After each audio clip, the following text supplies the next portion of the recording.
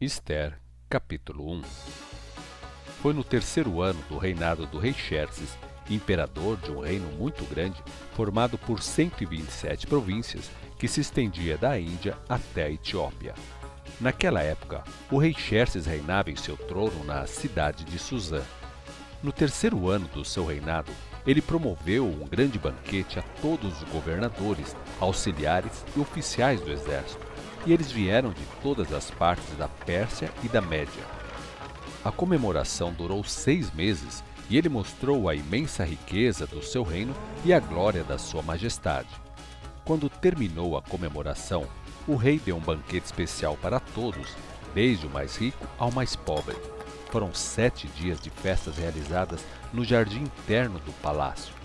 Os enfeites do jardim eram verdes, brancos e azuis, amarrados com fitas de um pano vermelho muito caro, conhecido como púrpura. E essas fitas estavam ligadas por argolas de prata que ficavam presas em colunas de mármore. Havia bancos feitos de ouro e de prata colocados nos pisos de mármore nas cores preta, vermelha, branca e amarela e outras pedras preciosas. Pela generosidade do rei, as bebidas eram servidas em copos de ouro de diversos modelos e também havia muito vinho fabricado especialmente para o rei. Todos tinham a liberdade de beber o quanto quisessem, pois o rei tinha dado ordens aos oficiais para deixarem que cada pessoa se servisse à vontade. Na mesma ocasião, a rainha Vasti deu uma festa para as mulheres que estavam no palácio do rei Xerxes. No 7º dia, quando o rei Xerxes já estava alegre por causa do vinho, chamou 7 ajudantes particulares que o serviam. Os nomes desses ajudantes eram Meumã, Biztá, Harbona, Bictá, Abacta, Zetar e Carcas. Ele deu ordens a esses ajudantes para trazerem a rainha Vasti e ela devia usar a coroa real. Ele queria mostrar a todo o povo e aos seus súditos a beleza dela, pois a rainha era de fato uma mulher muito bonita. Mas, quando os ajudantes falaram com a rainha sobre a ordem do rei, ela se recusou a ir. O rei ficou furioso e indignado. Como era costume, o rei primeiro consultou os homens mais inteligentes, porque não fazia nada sem o conselho deles.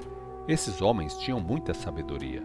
Sabiam bem quando as coisas deviam ser feitas e conheciam as leis e a justiça da Pérsia. O rei tinha confiança no que eles diziam. Seus nomes eram Carcena, Setar, Adamata, Tarsis, Meres, Marcena e Memucã.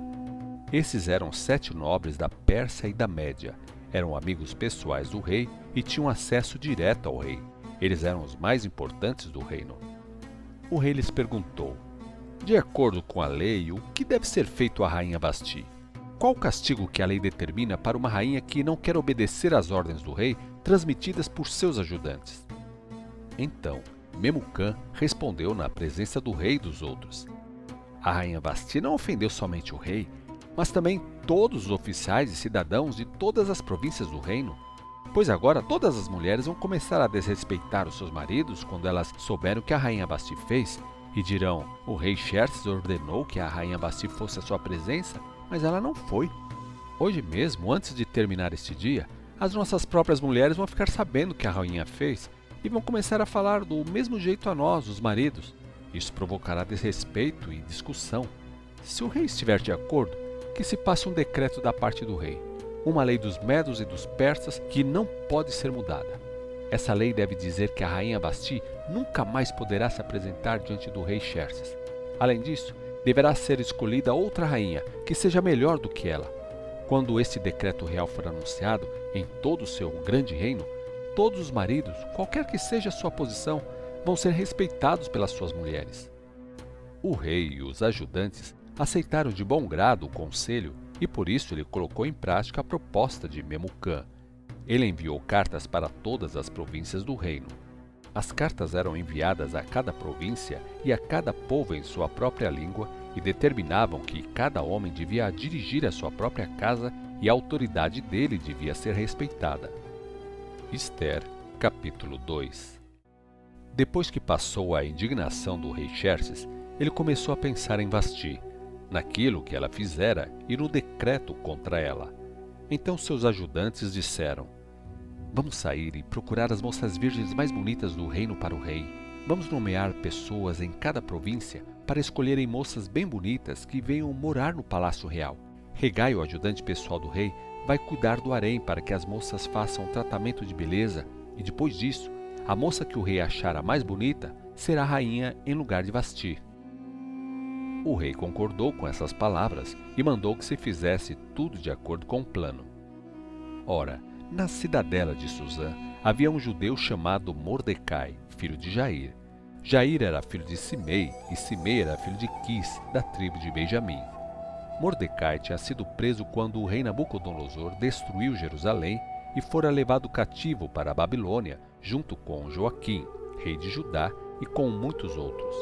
Esse Mordecai tinha uma prima, jovem e muito bonita, por nome Hadassa, também chamada Ester. O pai e a mãe de Ester haviam morrido, e Mordecai trouxe a menina para sua casa para ser criada como se fosse sua filha. Quando a ordem do rei foi divulgada, foram trazidas muitas moças ao palácio real em Suzã e colocadas sob os cuidados de Hegai. Ester também foi trazida ao palácio do rei e confiada a Hegai, responsável pelo harém. Hegai achou Ester muito bonita e fez o possível para ela sentir-se feliz. Ele deu ordens para que ela tivesse alimentação especial e recebesse tratamentos de beleza. Ele deu a ela 7 moças do palácio para servirem como criadas, e também o melhor lugar da casa das mulheres do palácio. Ester não contou a ninguém a que povo ela pertencia, nem a origem da sua família, conforme as instruções de Mordecai. Todos os dias, ele passava em frente ao pátio do harém, onde estava Ester, para saber notícias e descobrir o que ia acontecer com ela. As instruções para essas moças virgens eram que, antes de serem apresentadas ao rei, cada uma teria de passar por 6 meses de tratamento de beleza com óleo de mirra e mais 6 meses com perfumes e ungüentos especiais usados pelas mulheres.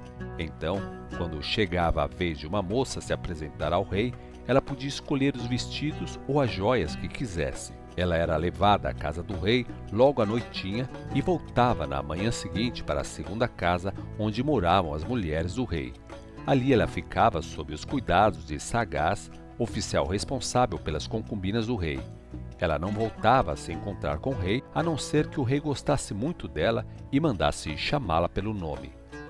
Quando chegou a vez de Ester, a filha de Abiail, tio de Mordecai, que a tomara por filha, se apresentar ao rei, ela aceitou o conselho de Hegai, o encarregado da casa das mulheres, e se vestiu de acordo com o conselho dele. Todos que a viam gostavam dela e achavam muito bonita. Então ela foi levada ao palácio real para apresentar-se ao rei Xerxes no 10º mês, o mês de Tebete, no 7º ano do seu reinado. O rei gostou mais de Ester do que qualquer outra mulher, e ela conquistou a simpatia e a admiração dele como nenhuma outra virgem havia feito. Então ele pôs a coroa real na cabeça dela e declarou que Ester era rainha em lugar de Vasti. Para comemorar o acontecimento, o rei deu outro grande banquete para todos os seus nobres e oficiais. Era o banquete de Ester. Ele decretou feriado aquele dia em todo o reino, distribuiu presentes caros de acordo com a sua generosidade real. Mais tarde, quando as virgens foram reunidas pela segunda vez, Mordecai estava sentado junto à porta do palácio real. Ester ainda não tinha contado a ninguém que era judia, pois continuava obedecendo às ordens de Mordecai da mesma maneira que fazia na casa dele. Um dia, quando Mordecai estava de serviço no palácio, 2 dos homens de confiança do rei, que eram guardas do portão do palácio e que se chamavam Bigtan e Teres, ficaram revoltados e planejaram matar o rei Xerxes. Mordecai ouviu falar do plano, passou a informação à rainha Ester e a rainha contou ao rei, dizendo que a informação tinha vindo de Mordecai. Investigaram o caso e os 2 homens foram julgados culpados e enforcados. Tudo isso cuidadosamente registrado no livro da história do reinado, na presença do rei. Ester, capítulo 3. Logo depois desses acontecimentos, o rei Xerxes nomeou Ramã, filho de Ramedata, o Agagita, como homem a ocupar o lugar mais importante. Ele era o oficial mais poderoso do reino, abaixo do rei. A partir de então, Todos os oficiais do rei se curvavam diante de Ramã com muita reverência sempre que ele passava por eles, pois esta era a ordem do rei. Porém, Mordecai não se curvava diante dele. Por que você desobedece à ordem do rei? Perguntaram os outros oficiais do palácio real. Dia após dia, eles lhe falavam, mas ele continuava desobedecendo. Por fim, eles falaram com Ramã a respeito do caso para ver se Mordecai não ia ser castigado pelo fato de ser judeu, pois este foi o motivo que Mordecai apresentou para não obedecer à ordem do rei. Quando Ramã viu que Mordecai não se curvava nem se prostrava diante dele, ficou furioso. Contudo, resolveu não prender somente Mordecai. Ele pretendia castigar todo o povo de Mordecai, os judeus, e destruir todos eles em todo o reino de Xerxes. No primeiro mês do 12º ano do reinado de Xerxes, no mês de Nissan, foi tirada a sorte por meio de dados para determinar qual o tempo mais apropriado para a destruição dos judeus. E foi sorteado dia 13 do 12º mês, o mês de Adar. Então Ramã foi falar com o rei Xerxes sobre o assunto. Existe certo povo espalhado por todas as províncias do seu reino? Começou ele, cujas leis são diferentes das leis de todas as outras nações. Eles não obedecem às leis do rei. Portanto, não é conveniente que o rei deixe esse povo viver. Se for do agrado do rei, faça uma lei para que eles sejam destruídos, e eu pagarei 350 toneladas de prata ao tesouro real para cobrir as despesas com a execução dessa gente. O rei aceitou a proposta e confirmou a decisão, retirando do dedo o seu anel e o deu a Ramã, filho de Ramedata, o Agagita, inimigo dos judeus, dizendo: guarde a prata, mas continue com o seu plano e faça com esse povo o que bem quiser. Assim, o 13º dia do primeiro mês, Ramã chamou os secretários do rei e disse a eles quais eram as palavras que deviam escrever nas cartas aos oficiais, governadores e príncipes de todo o império. Para cada província, as cartas eram escritas na língua que o povo da província falava. As cartas estavam assinadas em nome do rei Xerxes e seladas com o anel do rei. Então, as cartas foram enviadas por mensageiros a todas as províncias do império e determinavam que os judeus, jovens e velhos, mulheres e crianças, deveriam ser eliminados num único dia, ou seja, no 13º dia do 12º mês, o mês de Adar, e os bens deles seriam dados aos homens que cumprissem essa determinação. A carta dizia: uma cópia desse decreto deve ser anunciada como lei em cada província, e todo o povo da província deve conhecer esta ordem, de maneira que todos estejam prontos para cumprir o seu dever no dia marcado. A ordem foi enviada pelos mensageiros mais rápidos do rei, tendo sido anunciado primeiro à cidade de Suzã.